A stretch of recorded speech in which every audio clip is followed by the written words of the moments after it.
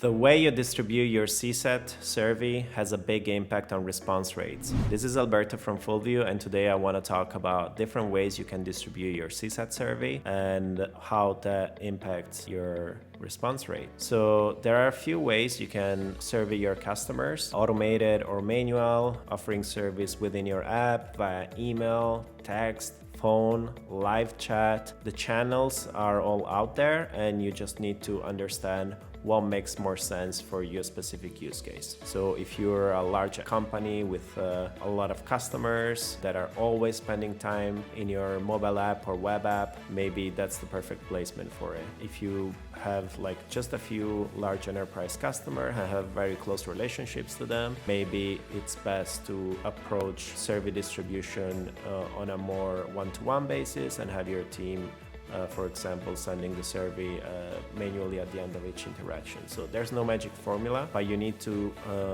have clarity on which channels you're distributing surveys, and over time also try to collect data on what seems to be most effective. The channels are not the only important thing. Timing is also very important. So you, regardless of how you're distributing the survey, you may want to time it in specific ways. So it could be right after a certain interaction, for instance, after a support ticket is closed, and generally within 24 hours or 48 hours is the sweet spot.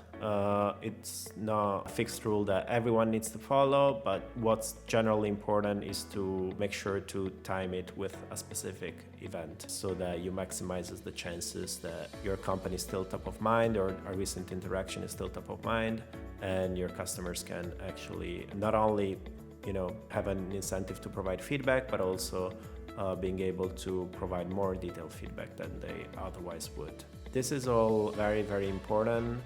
And the last thing that I want to mention is regarding response rates. So there isn't like one specific benchmark that you should look at, because it might change by industry, by channel.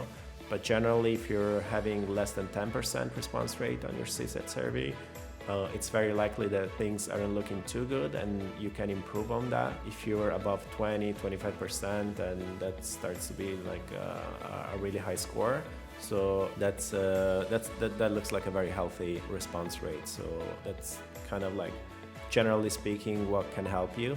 But you would need to make sure to understand what's relevant in your specific case, and also how response rate evolves over time as you test different channels, as you test different ways of distributing your survey, and over time maximize being able to reach your customers on the right channel at the right time with the right questions. That's it for today. We have more content on CSAT and other customer support metrics, so make sure to check it out.